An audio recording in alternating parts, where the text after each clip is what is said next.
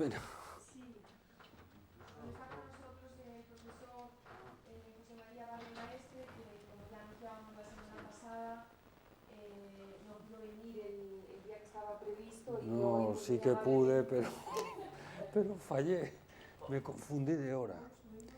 Ya lo siento en el alma. Sí, No hay ningún es de problema. Yo, plantón. bueno, pues aquí le agradecemos mucho el que nos dé la confianza. Muy bien. Bueno.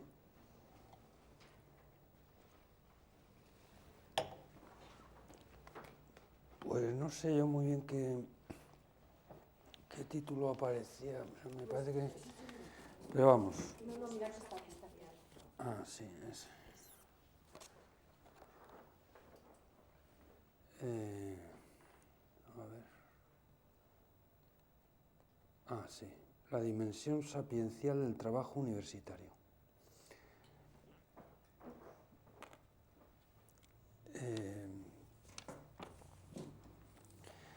Bueno, que en el fondo yo lo que quería comentar pues es algunas ideas que, bueno, que tengo un poquito más desarrolladas en un escrito que ya conoce Teresa y que más o menos recoge una de las preocupaciones así que me ocupan pues últimamente por razones variadas. Pero en el fondo es un poco tratar de mostrar el papel que puede tener aún la filosofía en la universidad. En general, pero muy particularmente en los ámbitos académicos y especialmente pues, en la universidad. Sobre eso versaba un poco la reflexión esta que... Bueno, y lo que puedo hacer aquí es un par de puntadas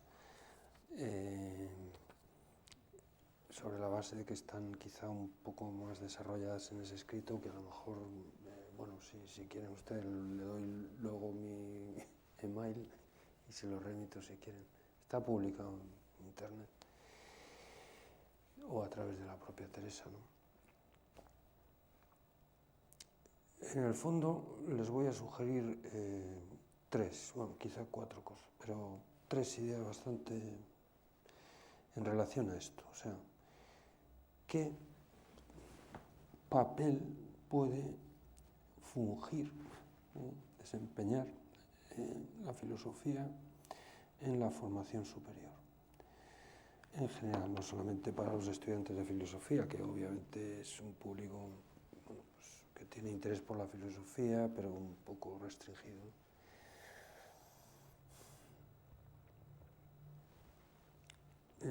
Esto, claro, es un problema que me he planteado porque yo soy profesor de filosofía desde hace ya bastantes años, más de 30 años. Pero siempre he tenido que enseñar filosofía a gente que no le interesaba la filosofía prácticamente nada. Y casi todos mis cursos, ¿verdad?, pues se resumen en justificar la presencia de esa materia, ¿verdad?, pues, en el currículum de personas que estudian otras cosas. En el caso concreto mío, pues yo trabajo en una facultad de educación y los estudiantes a los que atiendo son mayoritariamente estudiantes de magisterio, ¿no? Bueno, por tanto, refleja, digamos, una preocupación, una ocupación que yo he tenido y que sigo teniendo, ¿no? Estoy cómodo, o sea, ya más o menos me he acostumbrado a entender que también es un cierto trabajo filosófico el justificar la filosofía, aunque casi una vez que he logrado hacerlo ya se me acaba el curso, porque ahora los cursos son de 4 meses. Bueno.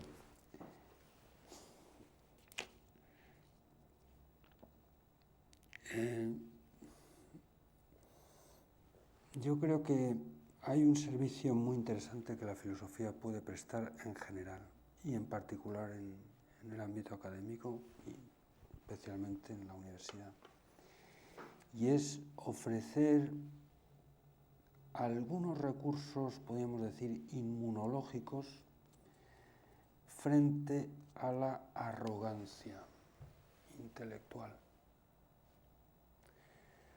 O sea,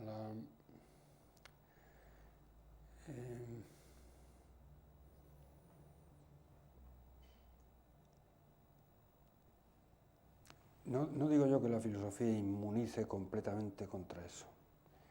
Y desde luego, pues, eso es algo a lo que yo creo que ningún ser humano es completamente inmune.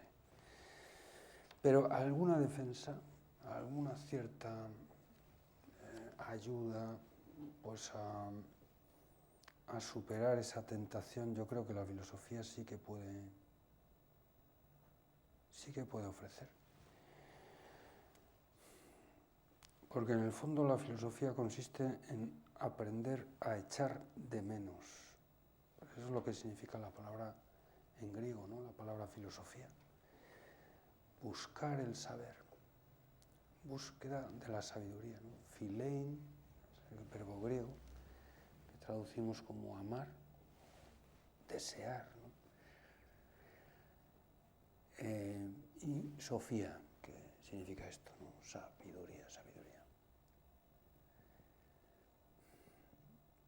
Esto que comenta Sócrates y que recoge Platón en el famoso diálogo El banquete, ¿no? Pues que habla de varias cosas, pero una de las ramificaciones de esa conversación interesantísima, apasionante. El tema general de la conversación es, por lo menos el hilo así inicial, aunque luego, como pasa tantas veces en las conversaciones entre amigos, ¿verdad? Pues se van por las ramas, ¿no? Pero el tronco inicial, el Haupt, como dicen los Hauptfach, ¿no? La materia, digamos, principal es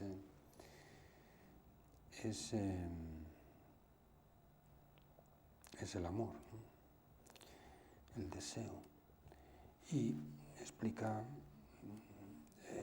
Sócrates, pues que una de las formas del deseo es esta, el deseo de saber.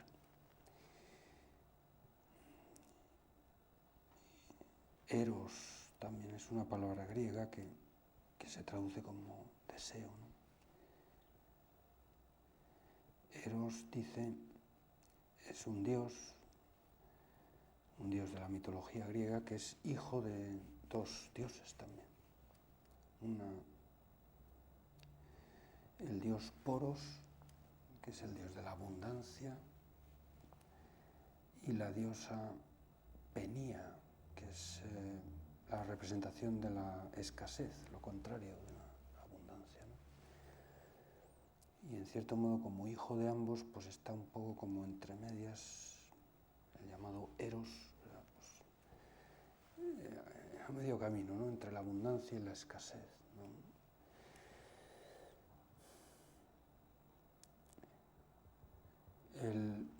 El filósofo aspira a saber, pero sabe que no sabe. La famosa frase tantas veces citada de Sócrates, ¿no? Solo sé que no sé nada. Pues mire usted, eso ya es saber algo. Modesto, pero algo. Y muy importante. Desde luego es mucha mayor la sabiduría, aunque sea en forma de deseo, ¿no? Porque el que desea al menos sabe lo que desea.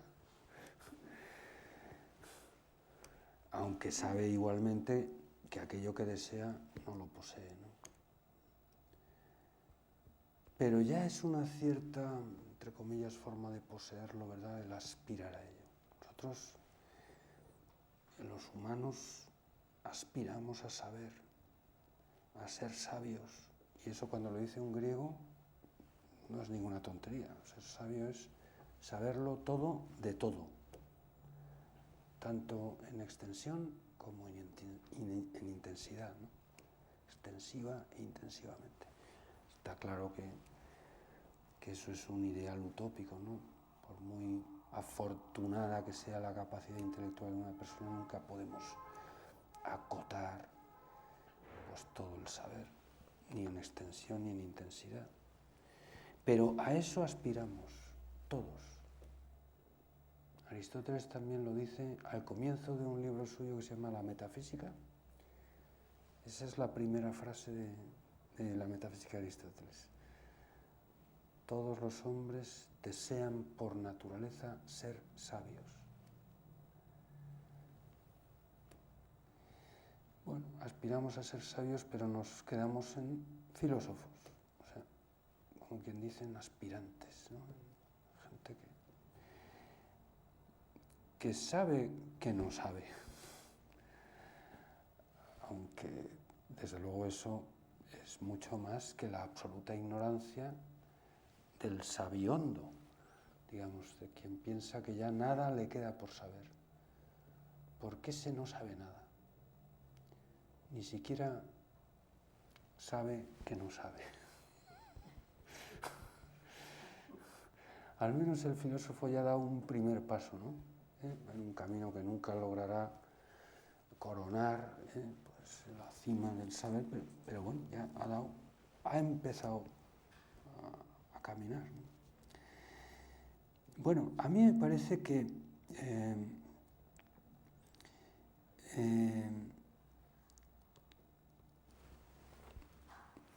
una de las dificultades que culturalmente tiene ahora mismo la filosofía, entre otras cosas para esto que decía antes, ¿no?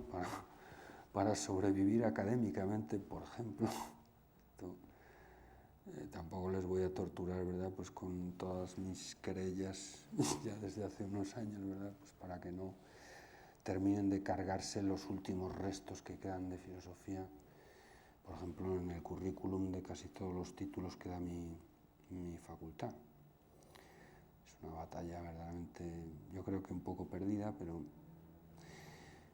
bueno, en cualquier caso, tampoco esa es la cuestión. En términos amplios, no solo en la universidad. A mí me parece que una de las dificultades mayores que tiene la filosofía para justificar su presencia en foros más o menos culturales es justamente la idea, a lo mejor no explícitamente tematizada, pero sí implícitamente muy presente, de que ya con esto de la informática, antes estábamos comentando un poco esto, ¿no? Pues ya lo sabemos todo, o casi todo. O sea, realmente vivimos en eso que llaman algunos una sociedad del conocimiento. Estamos hiperinformatizados, hipervinculados, a golpe de clic o de doble clic, ¿verdad? Pues accedemos, pues mire usted, a cualquier información, a cualquier saber, ¿no? Hay mucha gente, ¿verdad?, empleando el famoso mito de la caverna, que está necesitada de que no sé si la filosofía o quien sea, pero vamos, les libere de la caverna online. Porque hay mucha gente cavernícola que piensa que, bueno, quizá no lo piensan porque no se dan cuenta, no lo sé. Yo hablo desde lo que yo veo, sobre todo en el entorno donde estoy, ¿no? La Universidad Complutense, en la Facultad de Educación.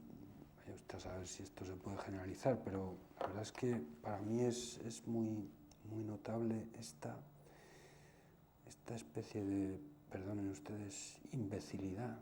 Quizá no muy consciente, pero hay mucha gente que piensa eso, que realmente somos muy inteligentes porque, desde luego, somos muchísimo más inteligentes, por ejemplo, que la generación anterior, que no contaba con estos cachivaches.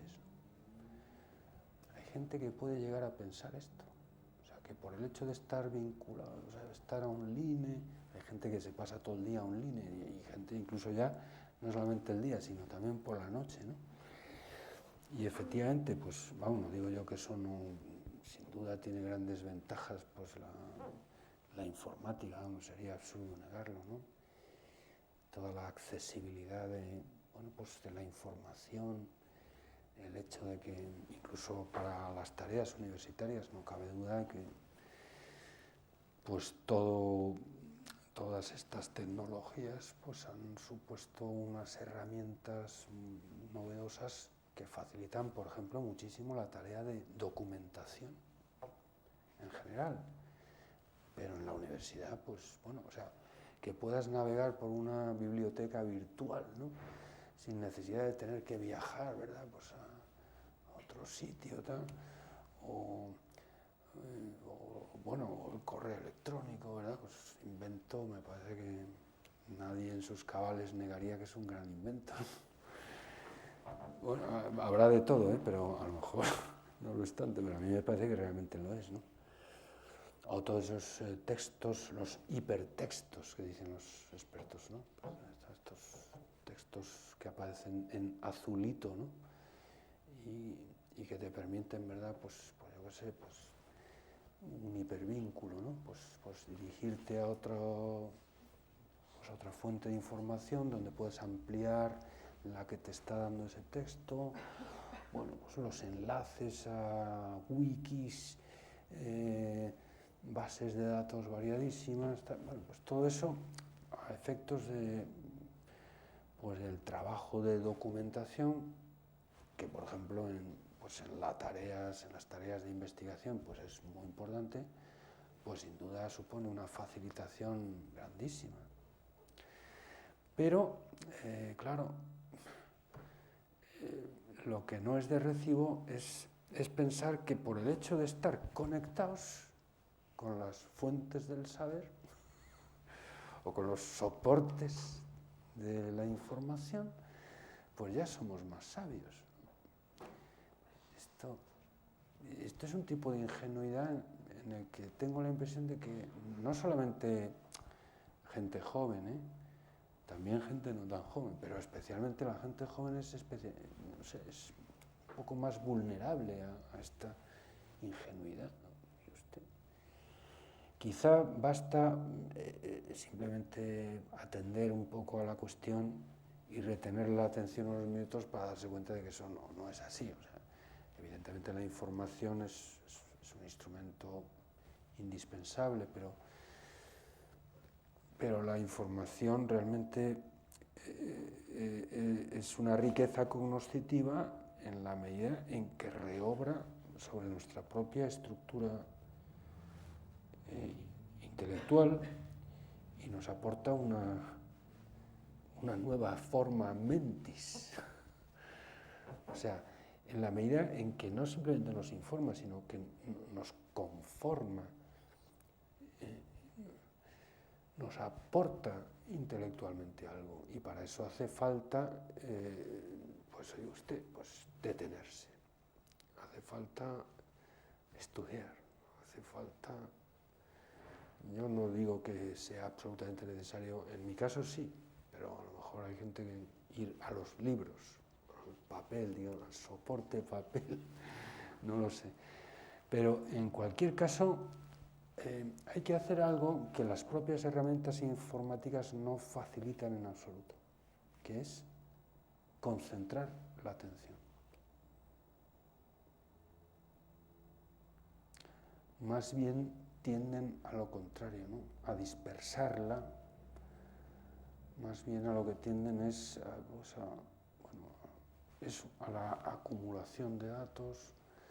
Bueno, yo creo que todos somos más o menos conscientes, incluso quizá por experiencia propia, ¿no? de la dificultad, junto con las ventajas, insisto, que tiene pues, el disponer de fuentes, de bases de datos, de fuentes de información realmente asombrosamente abundantes, ¿no? Pero claro, luego a la hora de tener un poco de criterio para ver cuáles son aquellas a las que tengo que ir y aquellas en las que realmente me tengo que detener, no simplemente navegar para ver lo que hay sobre esto, ¿no? Sino, oiga usted, seleccionar alguna de esas fuentes con algún criterio de contraste de calidad, es decir, realmente esto me puede aportar algo, y cerrar ya el online y entrar a estudiarlo, ¿no?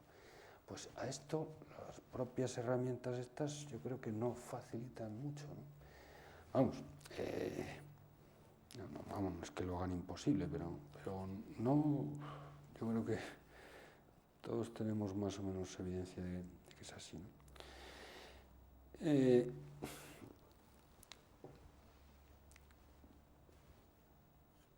Esto es una dificultad para la filosofía, el pensar que ya sabemos mucho. En primer lugar, creo que es un error. Intelectualmente siempre estamos en parihuelas, siempre es muchísimo más lo que nos queda por saber que lo que ya hemos logrado, ¿no?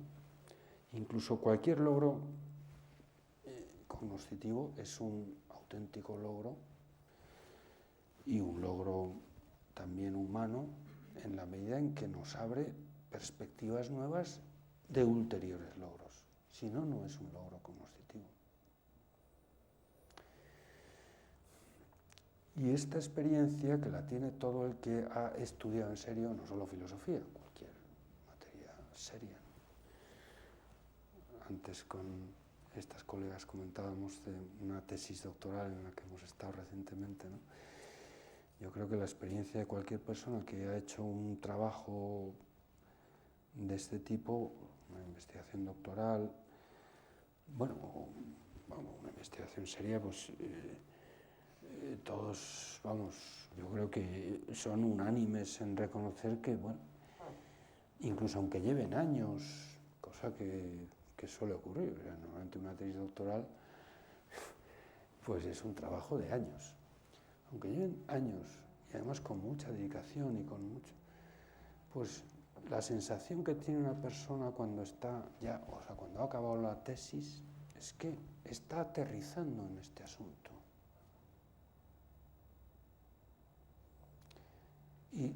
Y seguro que sabe mucho más de eso que los miembros del tribunal, vamos, con toda seguridad.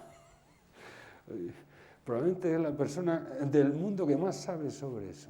Porque, bueno, por lo menos en Europa los temas de las tesis doctorales suelen ser tan, no sé, como tan puntuales, tan concretitos y tal, pues que es muy difícil que una persona,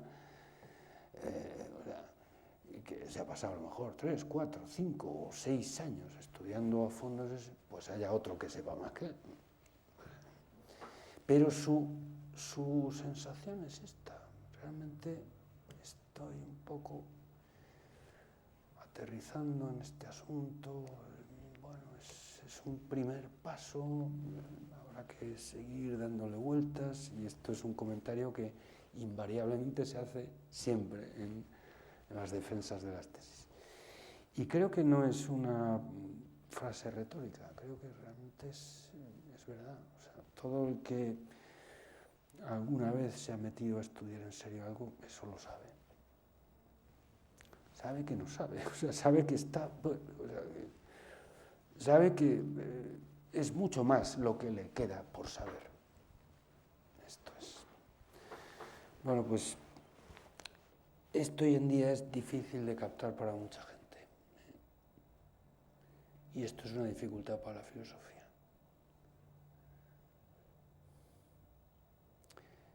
A veces quizá esa arrogancia no se presenta, digamos, con tintes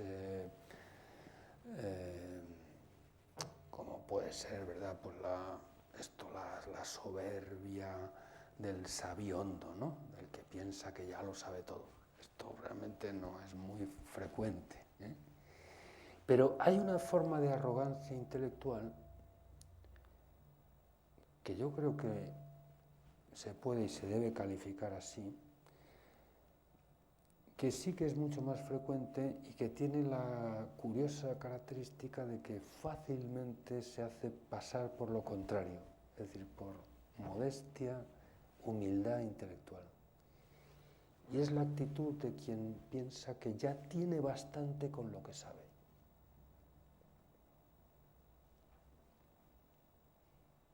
Quizá no es, ya digo, la arrogancia del sabiondo, pero eso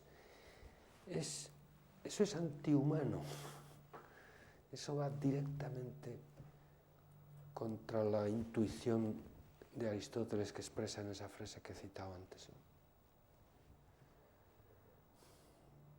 Y toda la idea de Sócrates en el banquete, ¿no? Nunca podemos, y eso es totalmente antiintelectual y antiuniversitario, el conformismo, ¿no? Hay mucha gente, esto nos puede pasar a cualquiera, ¿eh? Pero tengo la impresión de que a muchos estudiantes ahora en la universidad esto les pasa. Yo tengo bastante ya con lo que sé, incluso muchas veces con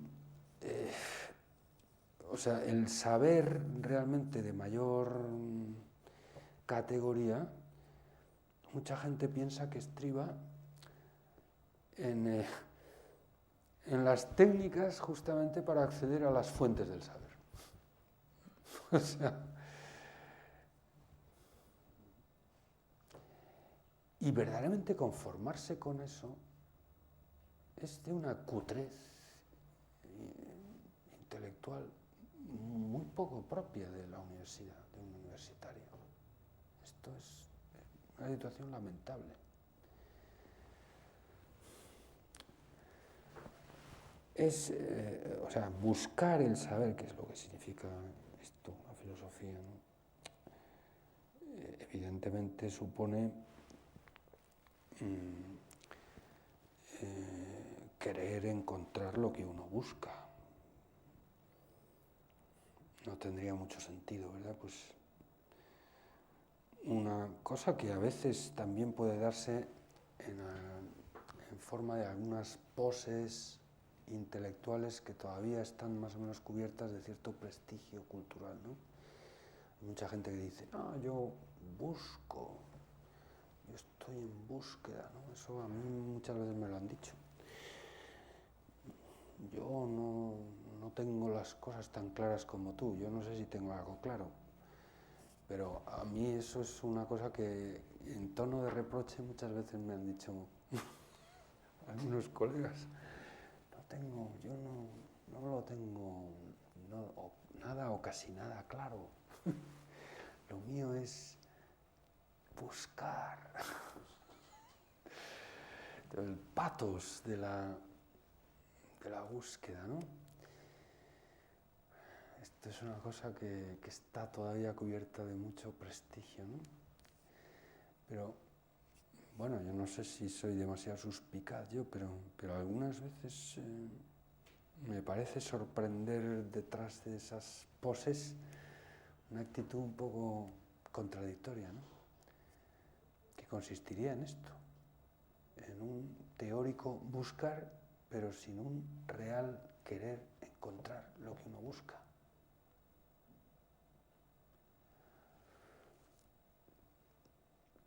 El pathos puede ser incluso dramático, ¿no?